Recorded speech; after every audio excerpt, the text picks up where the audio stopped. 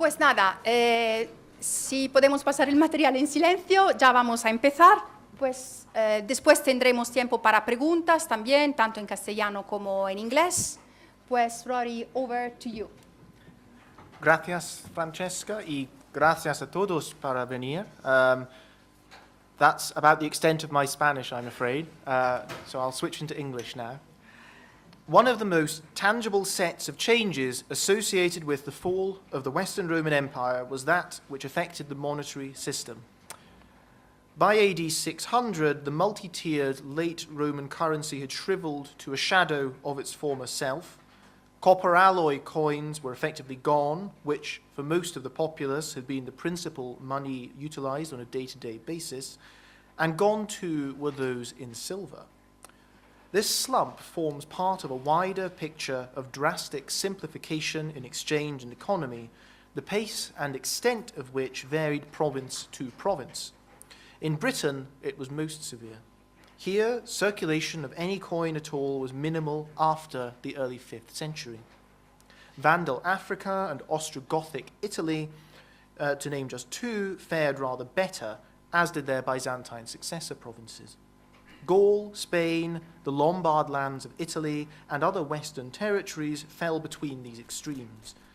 Yet what united most former Western provinces, even Britain to an extent, was the persistence of gold coinage. Where copper alloy and silver declined and fell, gold survived, often on an impressive scale. My intention today is to consider why and how this segment of the currency not only persisted, but thrived in the aftermath of the Western Empire.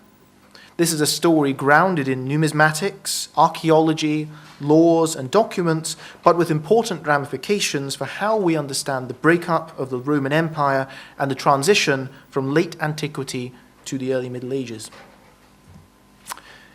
In a nutshell, the success of early medieval gold currency rode largely on the coattails of late Roman developments, which saw a surge in the availability of gold coinage and in its prominence in fiscal administration. These changes promoted the use of gold outside payments to the state, and it was these uses which, in the long run, proved most effective in preserving a significant level of monetary circulation.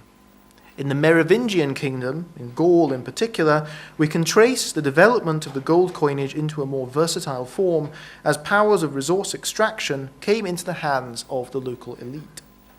The end result was a new form of silver coinage which grew out of the diversified uses of its gold predecessor.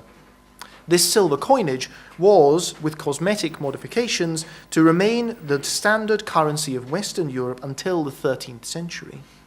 What happened to the currency between the 5th and 7th centuries thus reflects on institutional, economic, and social developments and has consequences which resonate down to the present day. The key late Roman development with which we begin is one which caused considerable headache to commentators of the 4th and 5th centuries, proliferation of gold and emphasis on it in the imperial fisc. This was fastened on in De Rebus Bellicis, an anonymous tract on the ills afflicting the empire, which the author thought could be remedied by solutions including thermal underwear and ox-powered ships. Beginning with monetary problems, he claimed that, in the age of Constantine, extravagant public spending prescribed gold for petty transactions instead of bronze, which previously had been highly valued. The exact details of this are a little garbled. Bronze surely never was more highly valued than gold, but the proliferation of gold and the approximate chronology seem to be accurate, as is the impact of the flow of gold. According to De Rebus Bellicis, the private mansions of the powerful, filled from this flood of gold, were turned into more signal instruments for the oppression of the poor. That is to say, the imperial government's emphasis on valuable gold coins inherently put those who could afford to amass gold in large quantity at a major advantage. Instability and inflation of the price of other commodities, including low-value coin, relative to gold, went on being a relative grievance for the empire's poorer inhabitants. What the author of De Rebus Bellicis says is largely supported by other sources. Over the course of the 4th century, gold, in the form of the solidus, the new denomination introduced by Diocletian and Constantine the Great, came to play a prominent role in the legislation on taxes as preserved in the Theodosian Code. Certain taxes had to be paid in gold, such as the collatio globalis, a levy imposed on senators, and the collatio lustralis, which was paid by all those engaged in buying and selling. Tax collectors in the mid-5th century were enjoined to accept any solidus of proper weight and fineness. Indeed, by this stage, it appears that provision had been made for the entire tax income of Italy to be paid in gold. Of course, monetary revenue still came in alongside payments in kind, especially from major grain-producing provinces such as Africa and Egypt, and one of the key ways in which gold gained a foothold was as a replacement for payments of supplies, a process known as adairatio. The difference was in the expanded allowance for gold payment, sometimes extending to a requirement, and the repercussions of this for economic and social conditions. Fines of gold coin offer important, tangible corroboration for the expanding role of solidi and their fractions in the economy, and not merely in the hands of the government and the army. Across most of the former empire, the 4th and 5th centuries saw a significant rise in fines of gold coin. The graphs here show changes in the percentage of gold fines belonging to each century from various provinces, Britain, Gaul, and Spain. These fines were sometimes hoarded in small quantity with silver and copper alloy coins, suggesting use at a fairly low level in society. Furthermore, in Britain at least, where the Portable Antiquities Scheme has facilitated very detailed research, 4th and 5th century gold fines show a tendency to be found in the civilian sectors of the province, not in the more militarized north and west. Fines of coin from across the empire therefore corroborate something approaching the level of use of gold known from the extensive papyrus documents of Egypt. There, solidi was regularly used as wages, savings, and high-value means of exchange, even by relatively lowly members of society. Where this gold came from is a more problematic question. Minting was tightly centralized into a handful of mints across the empire, rarely more than a dozen. Trace elements in the metal of the coins suggest that a new source of bullion became available around the middle of the 4th century, when expansion in production was swiftest and the stock of gold currency may have tripled in the course of less than 30 years. Yet what needs to be emphasized is that, at least as far as modern finds of gold coins tell us, the growth in the 4th and 5th centuries did not abate with the end of the empire. As of 2010, some 628 single finds of gold coins minted between about 300 and 455 were known from the province formerly making up Gaul. I should stress that these are not from hoards, treasures.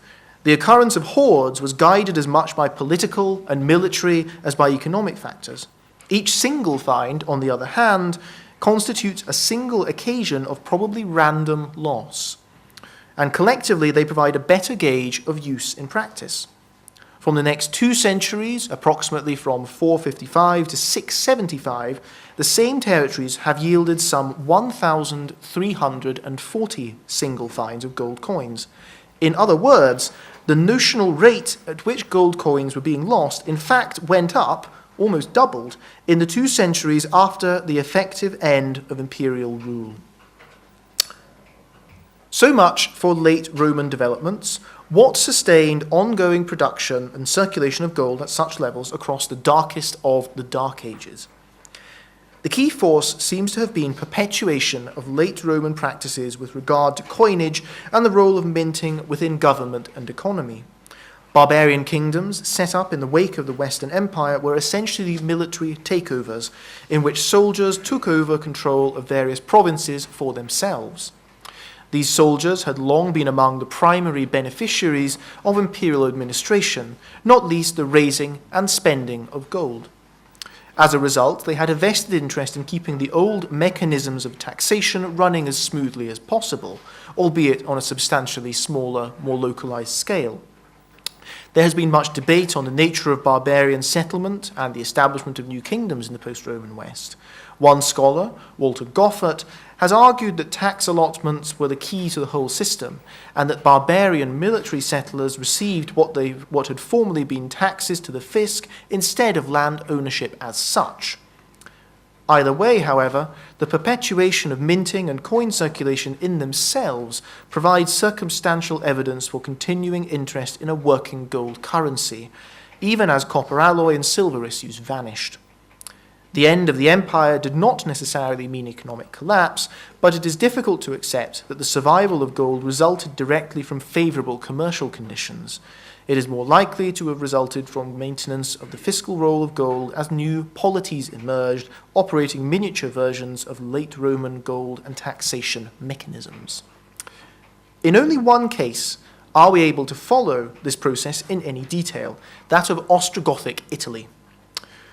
There, a plentiful coinage combines with relatively rich written sources to show healthy continuity from earlier times. The letters of Cassiodorus frequently mention solidi tributarii, sometimes explicitly sent to the treasury or juxtaposed with rations, putting paid to the idea that they simply represent supplies rated in monetary terms.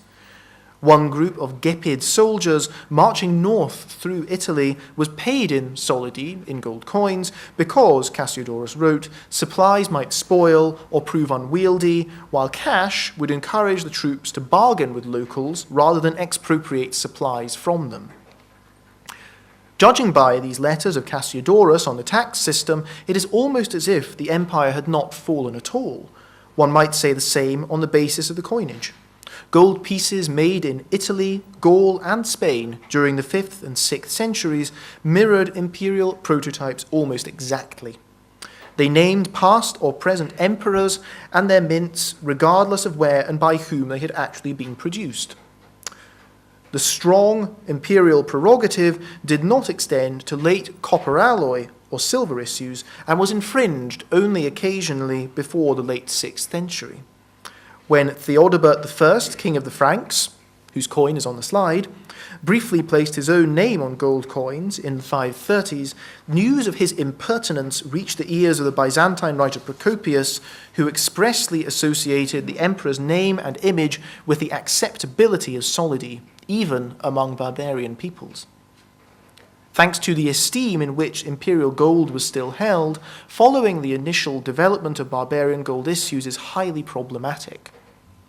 Attributions usually depend on judgments of style and context, though some coins give details away. Burgundian gold pieces carry monograms in the name of the king, for example, as do certain Ostrogothic solidi, like the ones up here. There is also a famous passage in a Burgundian law code of the early 6th century which specifies certain types of solidi which were not to be accepted, the issues of Valence and Geneva, and of the Visigoths, specifically those of King Alaric II, along with an unidentified group referred to as Adariciani. This passage gives a rare insight into the fast-changing monetary geography of Western Europe. Gone was the very centralized minting system of the late empire. Instead, new centers were emerging at key cities within each kingdom. Gold coinage therefore weathered the end of the Roman Empire very effectively, probably thanks to its role at the heart of the late Roman fiscal system. Not all kingdoms, of course, inherited and cultivated this tradition in quite the same way. The Vandal kingdom produced no known gold coins, but had a vibrant silver and copper alloy currency, as well as at least some elements of late Roman-style taxation in money. In Gaul, on the other hand, the coinage persisted, even expanded, as the tax system gradually withered away in the 6th and 7th centuries. There were already hints at the concessions being made to uses besides those associated with the state during the 5th and early 6th centuries. In particular, the solidus lost out to a fractional denomination, the tremisis. This was a third of a solidus, weighing about 1.5 grams instead of 4.5 grams. Its appeal was presumably that it was worth much less than a solidus, and so opened up lower value transactions to monetized exchange. The tremesis came to be the gold denomination of choice in the barbarian Europe. In the period 455 to 575, fines of tremeses outnumber those of solidi by 4 to 1, and after 575, solidi had largely vanished. The solidus retained primacy as a unit of account, however, and would do for centuries. Recognition of the prevalence of tremeses in circulation was rare in texts of this period. By far, the most numerous references to monetary units come in legal compositions, but there are other references which shed light onto the wider dimensions of coin use at several levels of society. These come largely from letters, saints' lives, and other literary or narrative texts. They are not inherently more reliable than other sources, often far from it, and might be inclined to overemphasize religious payments, such as almsgiving. Nonetheless, they presumably peddle stories and incidental details which seemed plausible to their authors and audiences, and so retain significant value as a complement to other texts. In the Liber in Gloria Me Confessorum by Gregory of Tours, for example, written in Gaul in the late 6th century, we find the tale of a merchant of Lyons who worked hard to earn a gold tremesis, which he then used the proceeds of to swindle his way to 100 solidi of profit by watering down his wine. Eventually, divine displeasure caught up with the merchant, whose bag of gold was seized and dropped into a river by a passing bird sent by God. Elsewhere, Gregory tells of a man who paid for passage by ship to Gaul with one tremesis given as a loan, and of how merchants fleeced the populace in time of famine by charging one tremesis for a modius of wheat or a half cester of wine. In Spain, the 6th century Vitas Patrum Emeritensium tell how, when a bishop and his household were living in exile, they were visited by so many poor people that they ran desperately short of money and supplies. Finally, one of the bishop's companions donated his last solidus to a destitute old woman, but gave in to hunger and chased after her, asking for the return of one of the 3 tremeses which made up the solidus. What these references, and others like them, add up to is that the rich variety of uses for gold coin that prevailed in the late Roman Empire had revived and been reasserted in the subsequent centuries. The intensity of coin use outside the elite may not have matched what was seen in, for example, 4th and 5th century Egypt, but it seems to have been far from negligible. This backdrop of socially and functionally diverse circulation, in a sense, came to the rescue of the Merovingian currency as the bond between minting and taxation faded away. The fate of late Roman-style taxation in the Merovingian kingdom has been extensively discussed. At its core was a requirement to pay a certain proportion of the income from all land to the state. This was known as census publicus, or tributum. Most of the time, it probably consisted of renders in kind, crops, and so forth. But Gregory of Tours, for one, also expected it to consist sometimes of gold. An unwelcome tax imposed on Tours was called by Gregory an aureus, and he also told of how the 4th century Saint Elidius secured the commutation of tax in wheat and wine into gold for the city of Clermont. Most famously, the 7th century life of Saint Eligius includes a detailed account of the monetary census imposed on the district of Solemniaco near Limoges. This district had recently been acquired by Eligius when a moneyer and agent of the royal household arrived in the territory to collect the taxes. They received the estate's revenue in the form of gold, which had to be melted and purified before being taken back to the royal treasury. But the gold simply would not melt, not at least until Eligius's messenger presented himself and claimed what rightly belonged to his master. It is not clear if this meant the revenue itself was his, or rather the act of collecting and transferring it. By the late 6th century, these taxes, whether in kind or coin, were in widespread decline. Kings only levied them occasionally and possibly on a local basis, city by city, or even estate by estate. Moreover, exemption from tax had become tied to notions of freedom and status, leading to resistance when new impositions and assessment updates were proposed.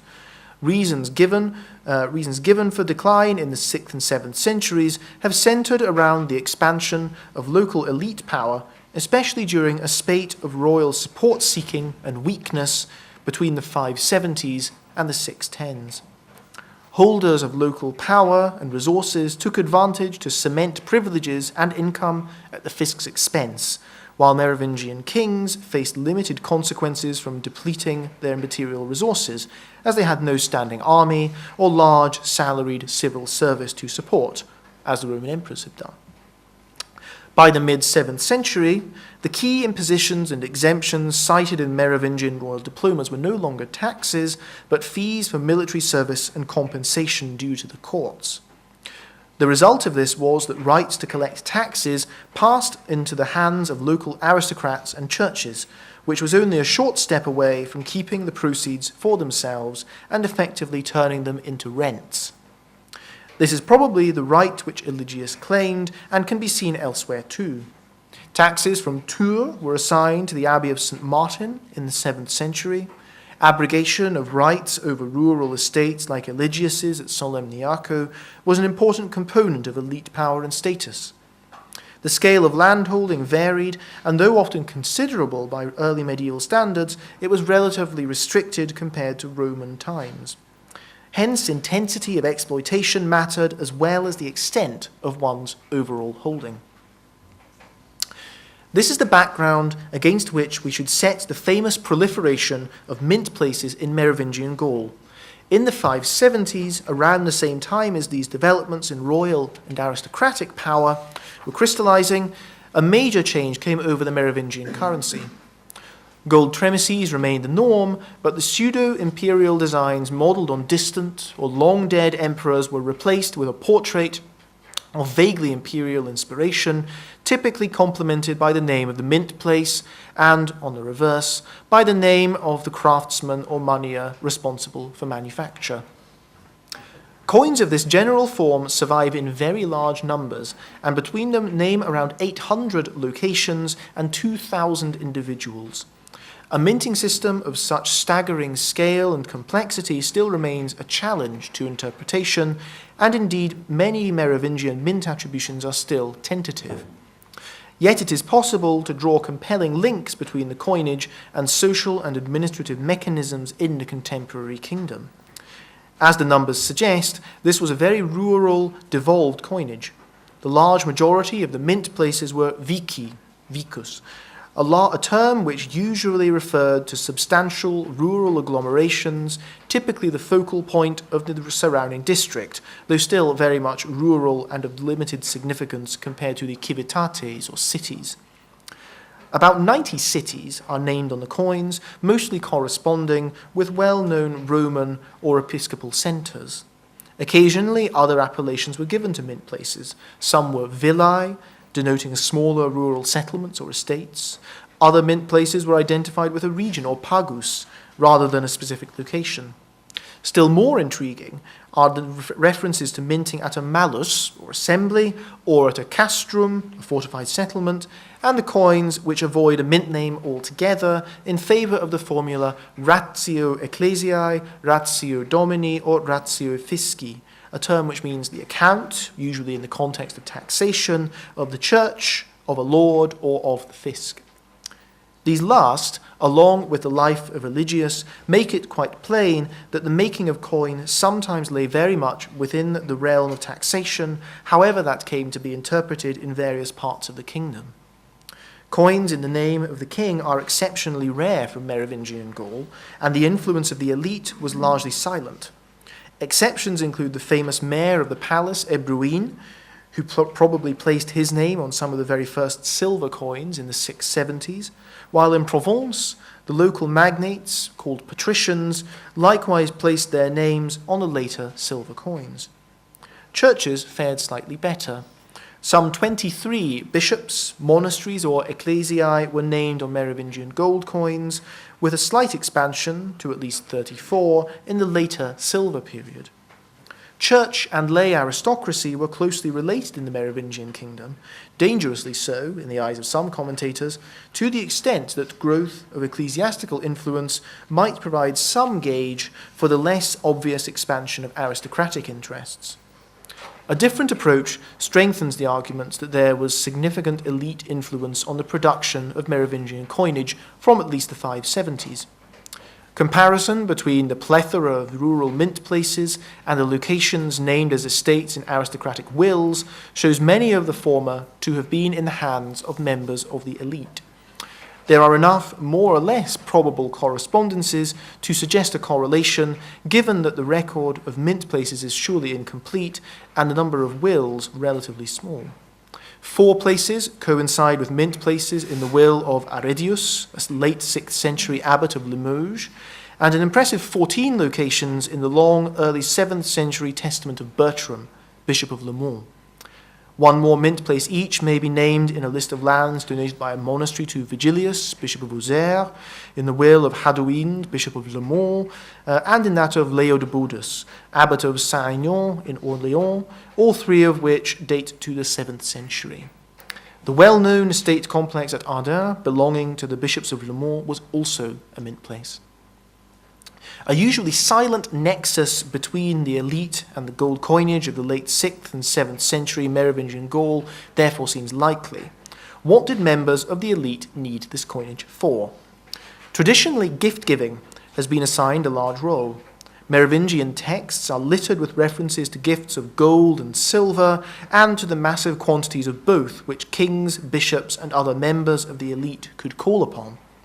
These constituted a major transfer of wealth, but it should be stressed that these gifts served social purposes and were probably not a substitute for other forms of exchange.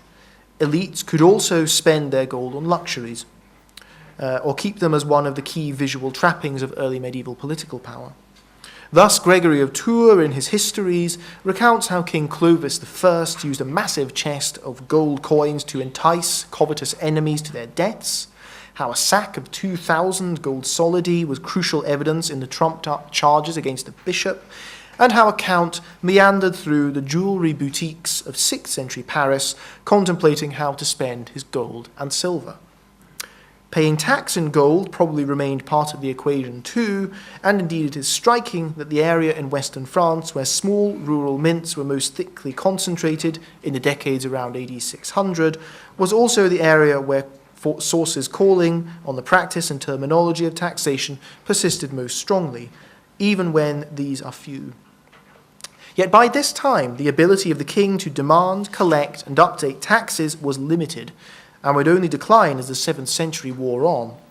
The appearance of numerous small and often short-lived rural mints should most likely be seen as a manifestation of stronger elite interest in close exploitation of estates and increased power over their surplus, either as a notional collector for the fisc or for individual gain. Behind this, presumably lies a desire to monetize income from land, the primary source of wealth for the elite at this time. Merovingian landowning varied considerably in scale, but many possessed enough non-contiguous estates that liquidation of some income must have been an attractive proposition. Tremisses, alas, did not spring up out of the ground among cabbages and cauliflowers, raising the question of exactly how various agricultural renders might have been transformed into coin. This is one area where the high buying power of gold posed difficulties.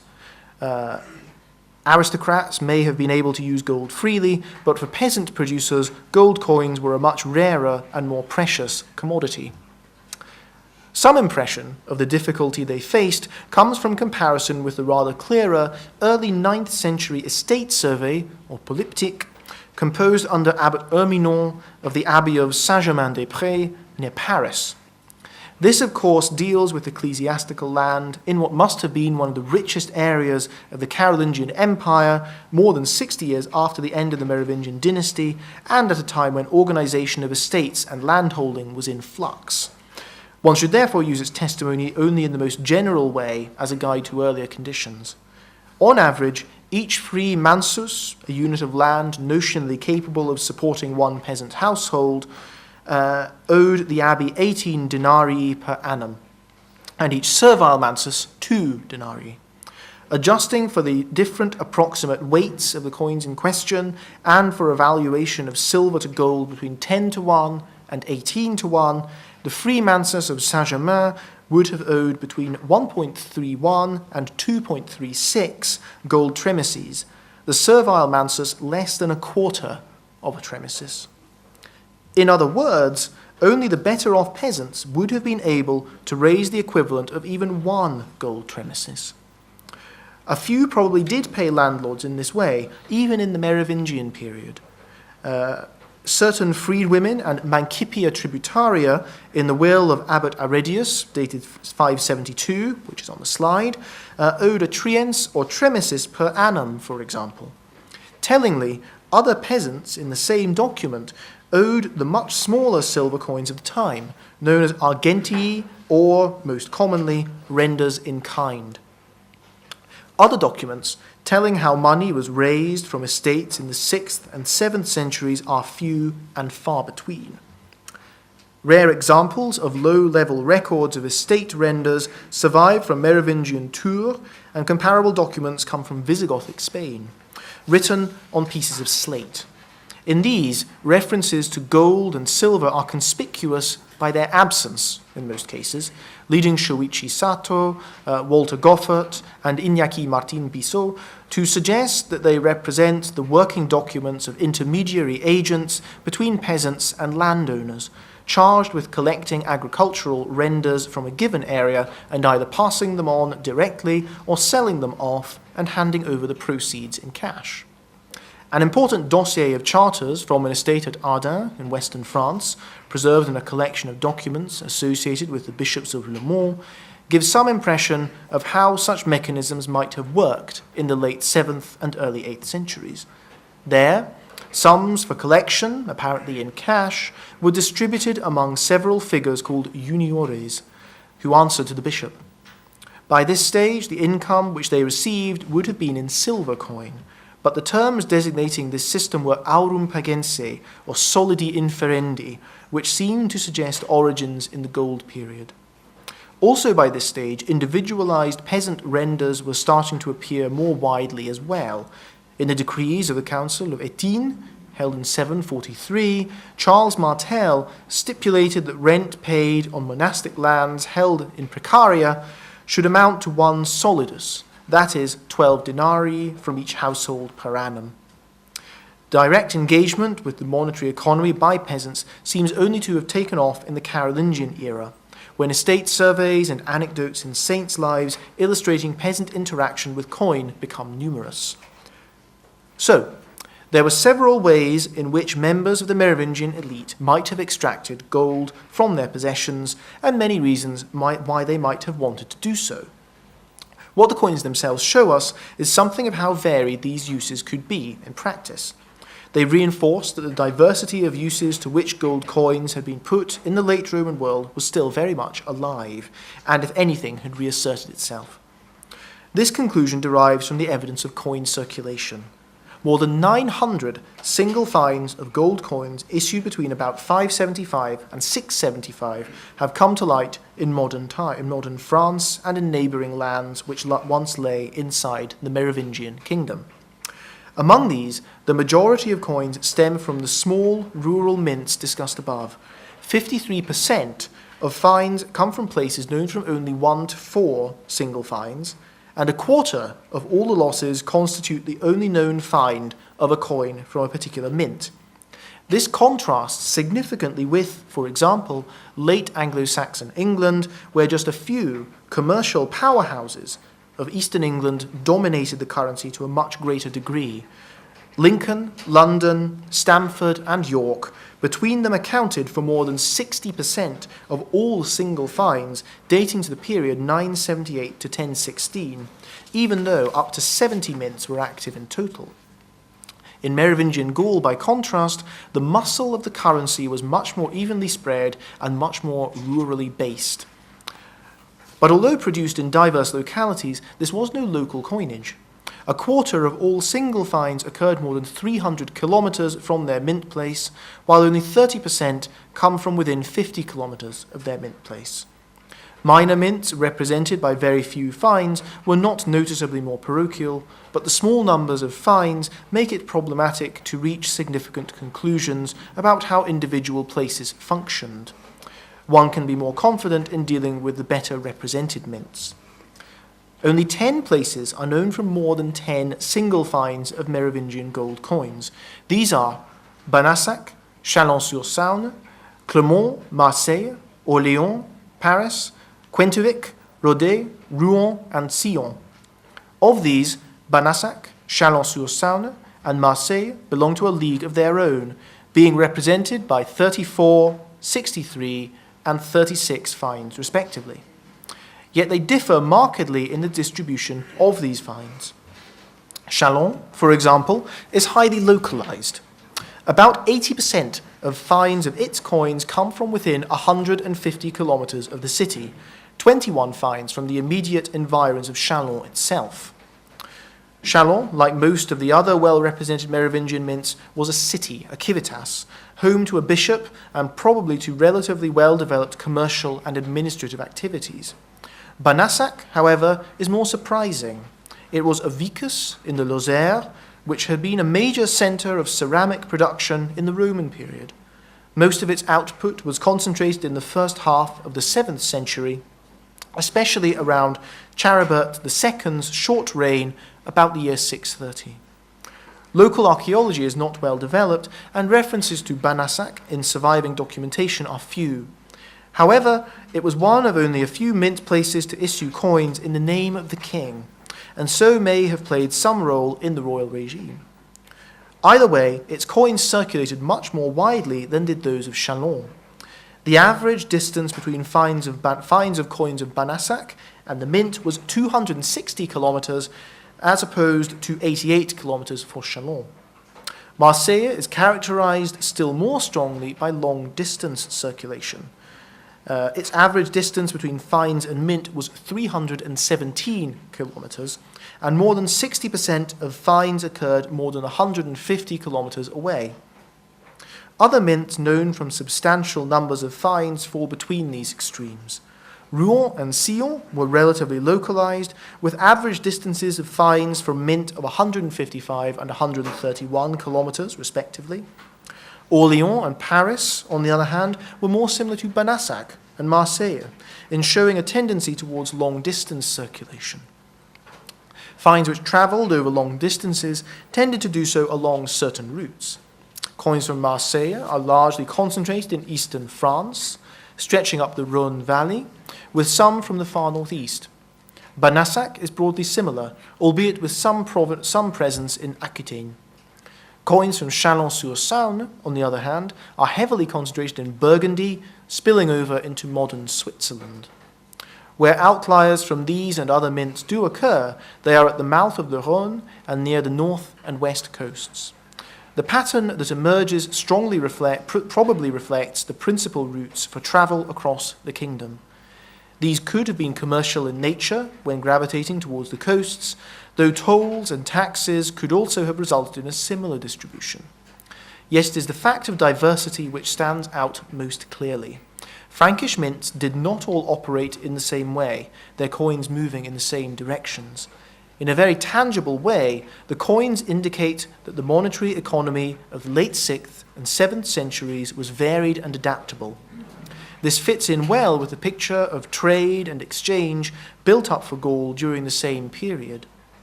Markets were referred to casually, and evidence both of literary anecdotes and archaeology points towards significant mid- and long-distance exchange. Products of this included bulk goods like cloth, grain, and especially wine. The Rhône provided a link between the worlds of north and south, and luxury goods as well as olive oil regularly passed along it and other long-distance routeways. Behind this lies a stratum of wealthy aristocrats and churches, some of them with holdings of land formidable in quantity and quality, and a significant supporting caste of merchants, professional craftsmen, and rural payers of rent. There were, however, still greater things yet to come in the 8th and 9th centuries. Indeed, it is worth casting a brief glance beyond the close of the gold coinage in Francia in about 675, for while in some respects the new Merovingian silver coinage marks a major step towards the characteristically medieval silver currency of pennies or denarii, in others it perpetuated features which had evolved in the gold period. The gold coinage, especially in its late 6th and 7th century incarnation, was thus a crucial stepping stone en route to the denarial coinage of the Middle Ages. In particular, the basic size, shape, and weight and organization of the coinage remained unchanged after the transition to silver. Small pieces made at a large number of locations and signed with the names of mint and moneyer were still the norm. Change in format and reference to the king only appeared with the advent of the first Carolingian king in 751. Moreover, in circulation, the silver coinage was broadly similar to its gold predecessor, albeit with some tendencies that would later be accentuated in the Carolingian coinage. Small mints, represented by 1 to 4 single fines, came to account for a smaller share of the total, only 34%, and the leading mint in terms of number of fines turns out to be Marseille, which also became notably more localized in its distribution, perhaps reflecting a general straightening of its commercial activity. However, other well-represented mints continued to show a mix of local and long-distance circulation. Paris and Poitiers were marked by a tendency towards long-distance circulation, while Chalon and Rouen were more localized. The growth in ecclesiastical coinage in the Merovingian silver period, which I mentioned earlier, might be seen as foreshadowing a stronger focus on counts, aristocrats, in supervision of minting during the Carolingian era. On the whole, however, the silver coinage of the period 675 to 751 continued many trends which had already surfaced earlier with the gold currency. Patterns of circulation suggest that use of coin had not fundamentally altered. The principal virtue of the silver coinage was, of course, that it was not gold. Each individual coin had a significantly lower intrinsic value, paving the way to a more versatile range of uses. This must be qualified in both directions. Silver was still a comparatively valuable metal, and one silver piece had the buying power of several tens of modern euros. It was a long way from a mass currency, if an important step in that direction. At the same time, the later Merovingian gold currency had been plagued by debasement for some time, such that by the 670s, notionally gold coins may have contained as little as 25 or 30% gold by weight. Records of prices from this era are virtually non-existent, so there is no way to tell if adulteration of the gold was reflected accurately or swiftly by a decline in prices, but there was certainly potential for gold coins in the mid-7th century to be dropping in value. In other words, the dynamism of early medieval silver coinage built on what had already been achieved during the period of gold currency. So, movement away from a strong fiscal role for coinage in Merovingian Gaul prompted development of a different part for it in the economy, based on closer elite exploitation of rural estates and on an enriched portfolio of uses. By these means, one major segment of early medieval Europe maintained a relatively effective currency. Other kingdoms of the post-Roman West inherited similar monetary and administrative traditions, yet developed in very different ways. I want to close by looking briefly at two of these, England and Spain. These serve respectively to accentuate and contrast with the Merovingian example. To begin with England in the decades running up to AD 600 is to enter a rather different world to that of Gaul. Christianity was limited or absent until the mission of St. Augustine, which arrived in the year 597. There was no Latin literacy and very little evidence for survival of Roman institutions such as cities, administrative infrastructure, or indeed taxation or coinage. That said, important shifts were afoot of which the arrival of Roman Christianity was only one.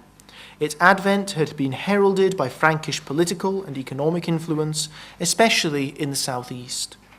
More widely, phenomena such as the princely burials found in places like Sutton Hoo, Prittlewell, and Snape have suggested that competition for resources was becoming more intense, perhaps helping to stratify a more complex social hierarchy.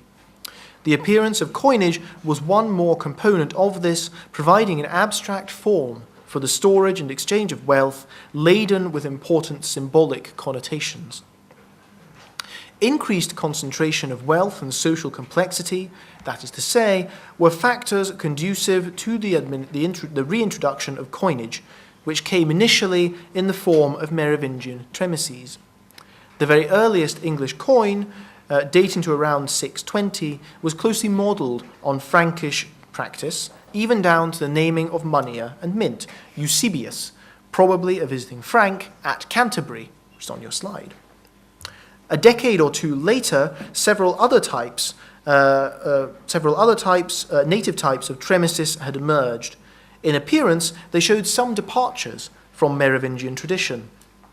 Literate legends were usually absent, and designs took more inspiration from Roman than Merovingian models.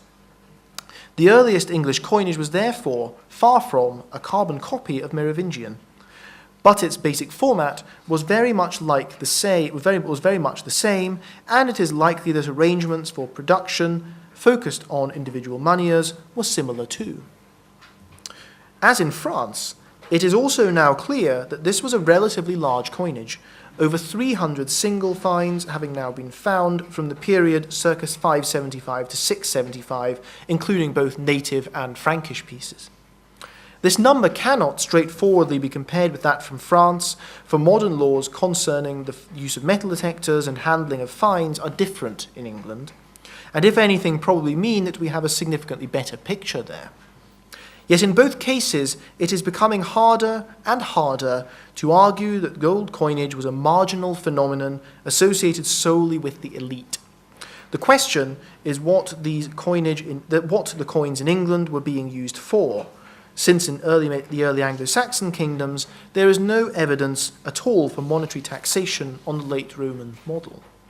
This in itself is an important point, for it was not simply the template of Merovingian coins that was brought in, but the monetary system as a whole. Any system which was, in the early 7th century, still closely bound to fiscal exploitation is unlikely to have lent itself to Anglo-Saxon society. The likelihood is that in England, as in Gaul, the coinage had a diverse range of uses besides weakening taxation. Following developments into the silver period again suggests that utilization of gold coins was different in scale rather than quality to that of the pennies, and we know there was trade, gift-giving, and fine payment going on in England at this time. Traditionally, the emphasis has fallen on payments of fines, such as those imposed by early Anglo-Saxon law codes for various crimes like cutting off people's toenails or fingers, and which were rated in shillingas and shatas, likely to correspond to gold tremisses and fractions thereof. However, sources for 7th century England are so few that they offer a limited and distorting perspective. We should make allowance for greater range in the functions of England's dynamic early coinage. England's development of a gold currency in the 7th century thus extends and reflects on the success of the Merovingian predecessor. Visigothic Spain is quite another matter. Like Gaul, it more or less effectively preserved other elements of Roman infrastructure, including cities, literacy, and fiscal administration. Also, like Gaul, it enjoyed more or less unbroken continuity of gold coinage from the end of effective Roman rule through the medium of pseudo-imperial coins, which are difficult to date or localize with confidence. King Leovigild, however, in the 570s, oversaw the imposition of a very different coinage, one which was explicitly and universally royal, naming king and mint. Although contemporary with the establishment of the so-called national Merovingian coinage with names of mint and moneyer, the new Visigothic coinage was a much more top-down affair, initiated by a king known for his ruthlessness and effectiveness in developing the kingdom's fiscal resources. In the words of Isidore of Seville, writing some 50 years later, Leovigild was the first to increase the fisc and the first to augment the treasury with seizures from citizens and spoils from his enemies. The Visigothic coinage has been interpreted as an integral part of this mechanism. References to taxation are comparatively numerous in Spain, even down to quite a late date. A famous letter known as De Fisco Barcinonensi, dated to 592, concerns adairatio, of supplies in kind into cash, conversion of supplies, apparently organized by bishops on a city-by-city basis. It is probable that taxes continued to be extracted until the end of the kingdom at the time of the Arabic conquest beginning in 711, albeit with more and more exemptions given, and kings perhaps coming to rely on occasional supplements from large-scale confiscations in the late 7th and early 8th centuries. Throughout this time, coin output tended to be concentrated in areas of agricultural richness and/or wealthy city-dwelling aristocrats, such as the Ebro Valley, Toledo, and Andalusia, for these purposes also including Merida. And at least some finds cluster at known elite centres. Mint places in Visigothic Spain were numerous, but not to the same extent as in Merovingian Gaul. Some 95 mints are known in total from Spain, the largest and longest lasting of them being significant cities in the south and east of the Iberian Peninsula, with the important addition of Toledo.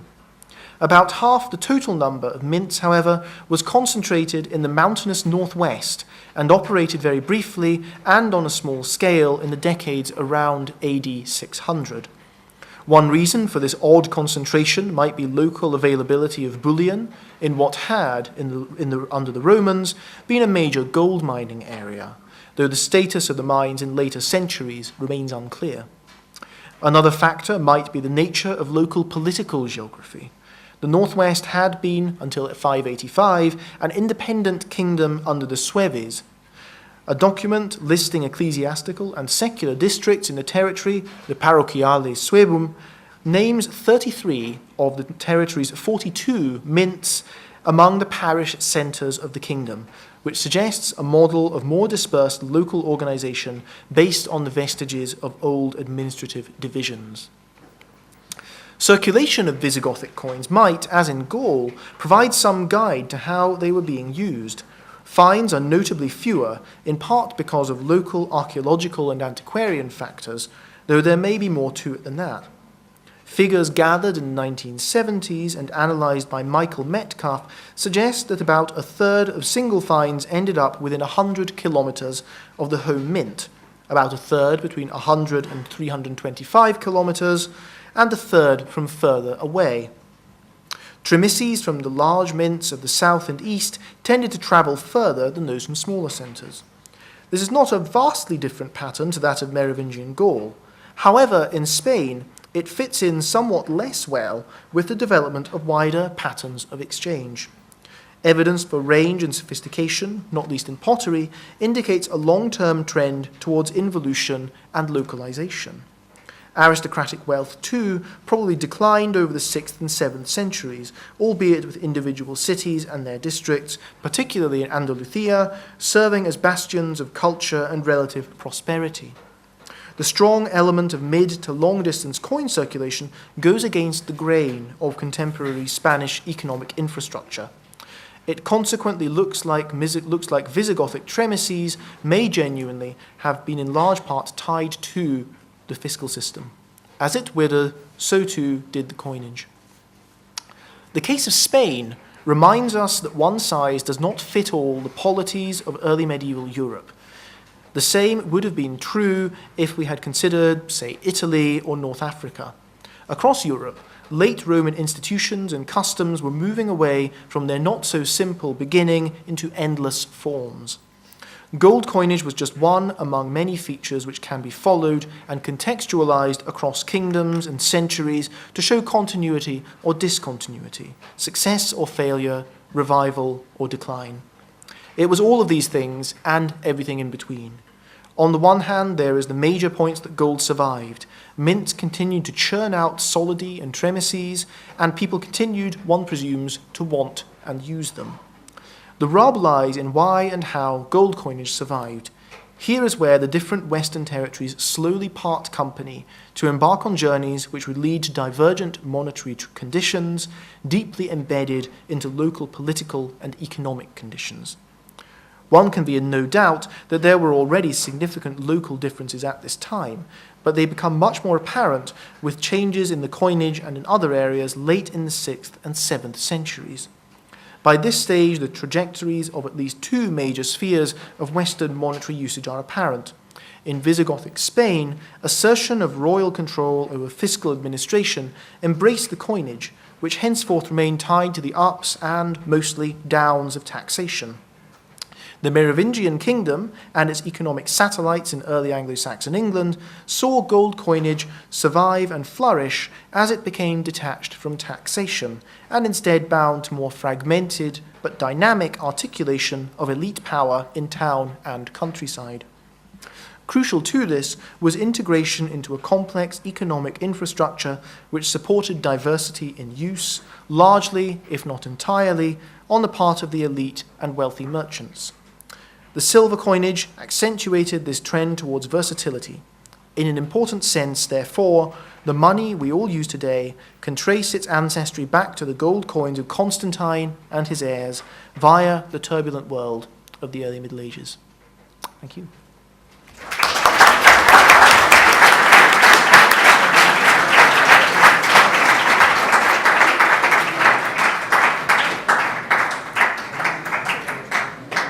Thank you, Rory, for this very detailed, clear, and insightful talk, which has expanded from the Roman world to almost every corner of early medieval Europe. That's been very useful.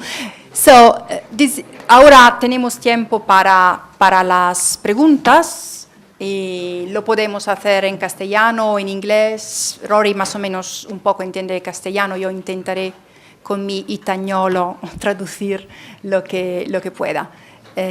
Así que, para vosotros. Tenemos el micrófono también.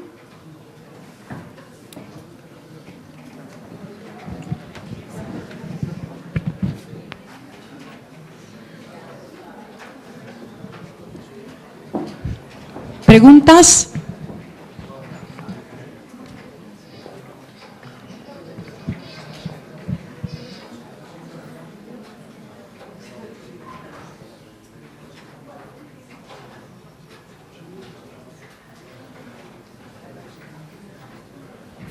Yo tengo una para empezar. I'll ask it in English and then I can briefly translate it. Can you tell us a little bit more about how you're insisting on the survival of gold coinage relates to what has been said before about this period? I mean, is there a hint of, not criticism, but saying different things from what we used to hear about the end of the Roman Empire and the use of gold? Wait just a second.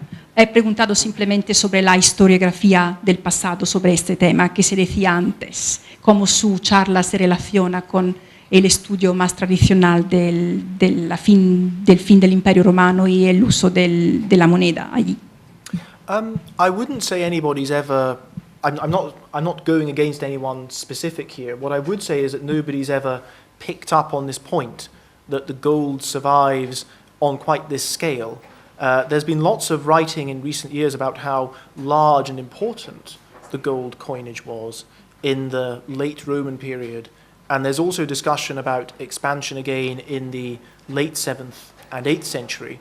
How things changed between then is what's never really been discussed and what I wanted to address in this paper. So what I tried to do really was look at how things grow in the 4th and 5th century and why that's then maintained afterwards. Like I say, this had been acknowledged but never investigated. So what I'm doing is really tying together several strands of historiography from the late Roman, Merovingian, Visigothic, and subsequent early medieval traditions. Does that make sense? Yeah. Just asking about background and what Sure. was already. That was a good question.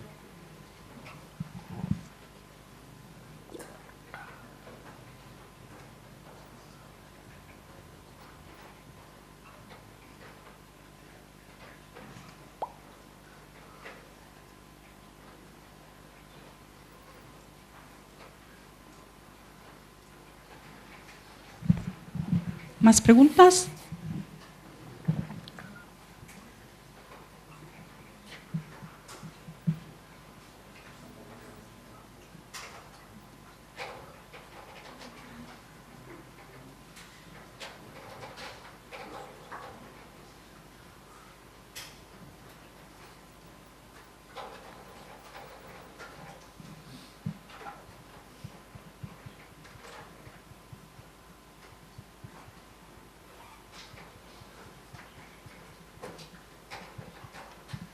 I've got another one which is a bit silly, really. Okay.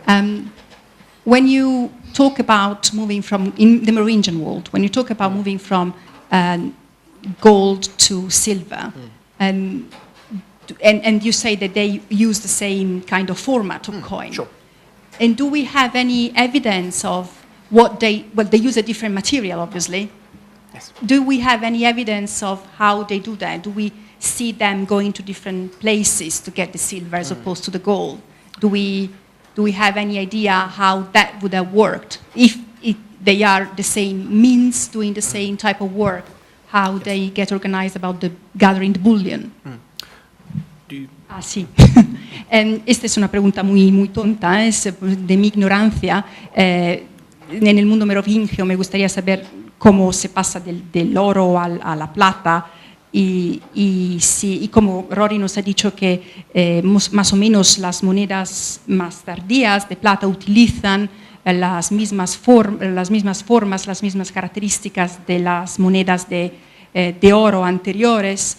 Me gustaría saber si las fuentes o la arqueología nos dicen algo de cómo se cambia de metal, de material, si van a otros sitios, si se sabe nada sobre esto, sobre este cambio que pasa allí para utilizar un metal distinto. What I would say is that by and large they seem still to be making most coins at the same places as they made gold. There's not a major change in direction of where the minerals are going. What probably did change is where they were getting the metal from. Unfortunately, there's no very, very good evidence for what all these sources were. In the silver period especially, there's a good reason to suspect that it's a combination of two different sources, at least in the Merovingian kingdom. One of these is a major mine which comes online in the west of France at a place called Melle. And there have been extensive excavations there, there are inscriptions, there are other documents which tell us how important this was as a source for silver already in the Merovingian period and even more so in the Carolingian period. However, it's also clear from metallurgical analysis of the coins that its silver was not supplying every single mint in the empire. It's only part of the story. The other part of the story is probably silver which is taken out of other uses. It's there already, perhaps in church treasuries, aristocratic treasuries. It's not being used for coin. And when they switch over to a definitively silver currency rather than a gold currency debased with silver, it looks like they take a lot of this bullion out of its former situation and repurpose it for They new reuse coins. silver which had been used for something else. That's the most likely explanation, yes. But it's very, very hard to say. This is not something which is discussed in virtually any written sources. And even in analysing the coins themselves only gives you a certain amount of information. Because if people mix silver or gold from different sources, any signature in its trace elements that you might have been able to use to trace it back to a common origin is lost. And we can see that they were definitely doing that, unfortunately. So it's a very important question. unfortunately, it's one to which I do not have a terribly good answer. No sé si habéis entendido lo que ha dicho, ¿no? Que cuando se pasa al silver, a la plata, sí se sabe que en algunos casos viene de un sitio preciso donde se podía excavar, encontrar plata, pero también se ve que en muchos casos están utilizando plata que venía de otras fuentes, que podría haber sido de material del tesoro de una iglesia o cosas de ese tipo. Entonces mezclan mucho plata que viene de fuentes distintas y por eso es difícil entender el origen, porque cuando mezclas plata, metales que vienen de sitios distintos, es difícil, es imposible identificar el origen.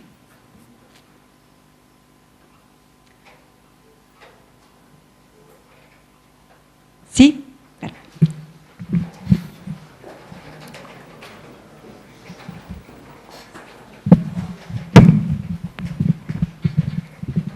Hola, buenas tardes. Yo quería preguntar sobre la contestación que le has dado a Francesca. Tenía entendido que las acuñaciones que se hacían para las monedas de los monasterios, las iglesias, eran acuñaciones diferentes porque se solía o se tendía a robar esas monedas que se hacía por devociones, por votos a las divinidades. Por lo tanto, llega un momento en el que las acuñaciones son diferentes y se le quita valor a la moneda y no tienen ese curso legal. No sé si se me ha entendido la pregunta. This is use of ecclesiastical coinage. Yo intento responder en español. Estudié este sujeto con las monedas inglesas del siglo 8 y 9, de los siglos 8 y 9, cuando son monedas de los archiebispos, archbishops. Yes. Arzobispos de Canterbury y York. Y interesantemente, no hay ninguna diferencia entre la circulación de las monedas de los reyes y las monedas de los arzobispos. Y no hay las monedas de monasterios y obispos en el reino merovingio no son bastante numerosos mostrar la misma diferencia. Pero el caso inglés me hace pensar que fue similar en Francia. ¿Sí? No me habías dicho que hablabas castellano también. The question was also about Yes. coins, Yes. ecclesiastical coins, Yes. so coins produced by ecclesiastical authorities Yeah. being stolen because Yeah. of their references to gods or saints or things like that, and whether then they would lose their legal course because of coming out Yeah. of that process and having different Oh. uses. Sí, es posible. Hay algunas historias de eso en vidas de santos y otros textos, pero es muy difícil mostrarlo de tesoros y encuentros individuales. Hay un tesoro que yo y Francesca somos investigando de Roma, que consiste en monedas inglesas que peregrinos llevaron allí en el medio del siglo X. Y este tesoro fue encontrado con dos, how would you say hooks, tags, or fasteners? Fibulos, brooches? Broches. ¿Cómo se dice broches? Broches. Broches, dos broches que tenían el nombre del Papa, sorry, Marino II. Es decir, que el tesoro era una donación para el Papa, pero las monedas son completamente normal, son los de las aztecas regulares en Inglaterra. De vez en cuando es posible que hacían monedas especiales para donaciones religiosas, como una moneda de un rey inglés que se llamaba Offa en el siglo VIII, que es una imitación de moneda islámica, y paradójicamente fue una donación para el Papa.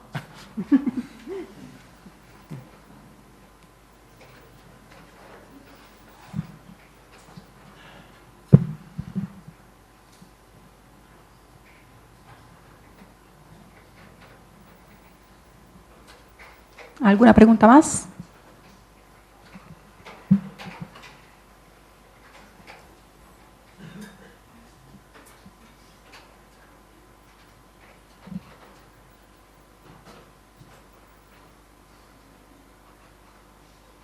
¿Sí?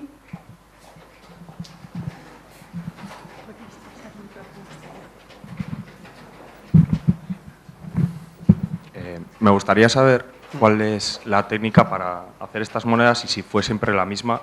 How were they made? Sí, cómo las hacían y si es la misma técnica en la época. I'm afraid I don't know all the words in Spanish for this. What you would do was melt the gold or silver and combine it with other metals as you needed, and then you would make them into small pieces, probably little blobs, and you would strike them between two things called dies, cuneos. Yeah. Que lo golpeaban. Yeah. Yeah. And hay algunos ejemplos de los cuneos altomedievales de Inglaterra, de Francia. No conozco algunos de España, pero son muy raros everywhere. Pero sabemos que existían. And you just hit them with a hammer.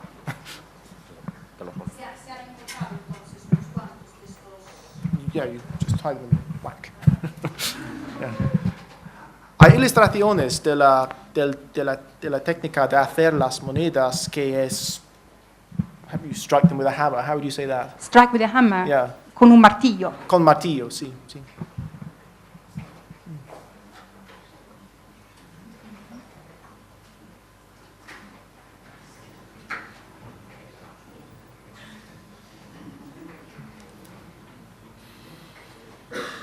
Ya veis que podemos preguntar de todo, lo que tenga que ver con monedas, Rory sabe.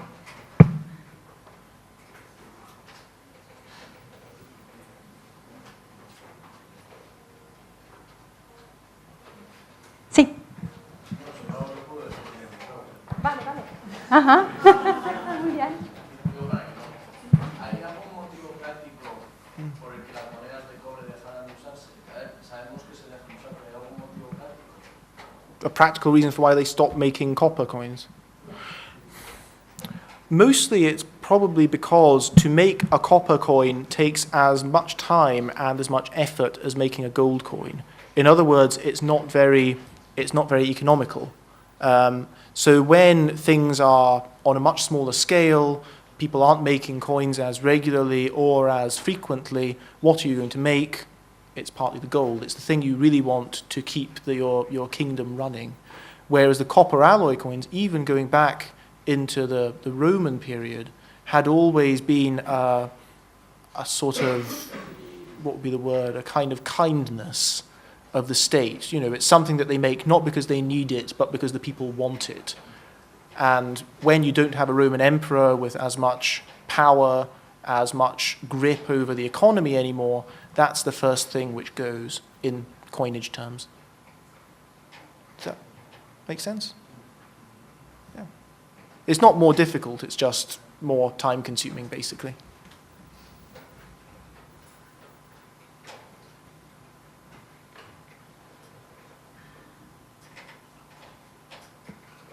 Then is that because you don't have an economy which is very much based on coins, and then you only use gold because Yes. Because I'm just I wondering see what about you mean, gold yes. being much more valuable, and then Yes. does it mean, if you don't have coins which are worth less than that, what do you use? That's a good question. Es una buena pregunta. Sí. Es necesario hacer otras cosas. How do you say barter? Barato. Intercambio sin monedas. Truck. Like truck in English. Yeah. But for many people living in small villages, small communities, you would know everybody. You wouldn't need to go out and buy things on a day-to-day basis. You're probably a farmer growing a lot of your own food. People who need the other things you have, you know well, so you can just trade back and forth when you each need things. So it's not necessarily as disastrous as it sounds, not least because decline of the low-value bronze coins comes with decline of cities and markets and a lot of the other contexts in which people would have needed them.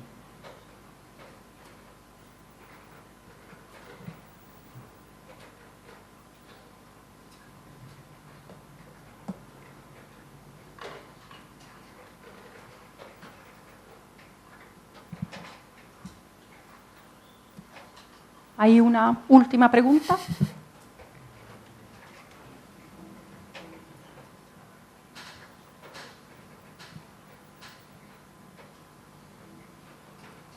¿No? Bueno, pues si no tenemos más preguntas, we thank you again.